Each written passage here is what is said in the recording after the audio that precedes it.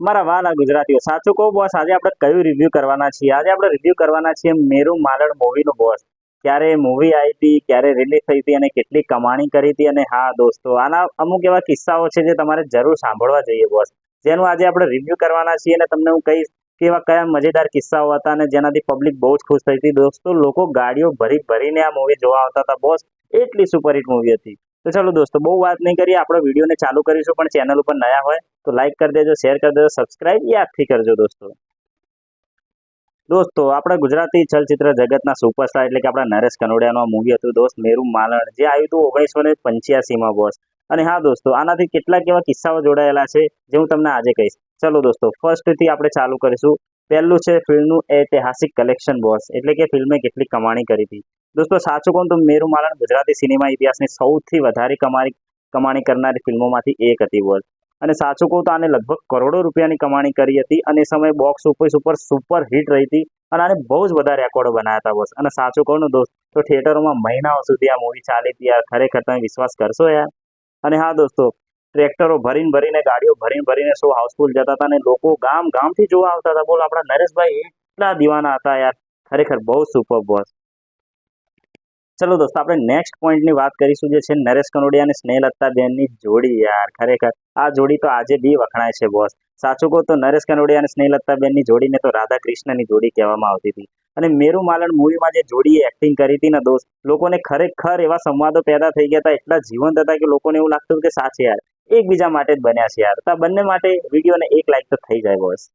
હવે દોસ્તો, આપણે થર્ડ નંબરના પોઈન્ટની વાત કરશું, જે છે મહેશ નરેશનું અમર ગીત યાર, અમર સંગીત, જે એ લોકો ગાતા હતા બોસ. આપણા મહેશભાઈ કનોડિયા ફિલ્મને ખરેખર યાર અનોખી રીતે ગાતા હતા, જેથી જીવ ભરી દેતા હતા યાર ગીતોમાં. અને હા, એમના ભાઈ એટલે કે નરેશ કનોડિયા સર, એને એવું પરફોર્મ કરતા હતા, એટલો સુંદર ડાન્સ કરતા હતા એમના ગીતો ઉપર, અને એટલા સુંદર એક્સપ્રેશન આપતા હતા ને બોસ, કે ખરેખર ગીતો આજે બી ખૂણે ખૂણે ગવાય છે યાર બોસ. તમે બી આજે સાંભળતા જ હશો, મને વિશ્વાસ છે તમારી પર મારા ગુજરાતી ભાઈઓ.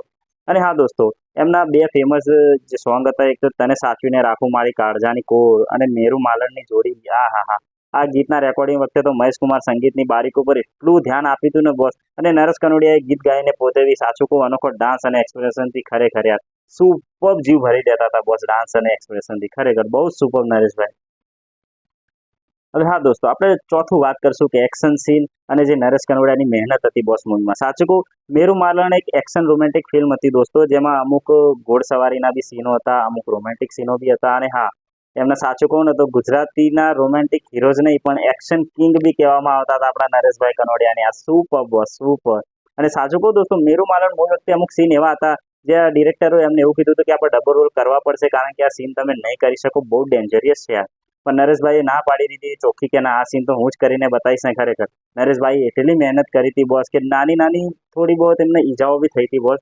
પગે હાથે એમને વાગ્યું હતું, જેના કારણે સાચું કહું ને બોસ, શૂટિંગ થોડું અટકાઈ બી ગયું હતું.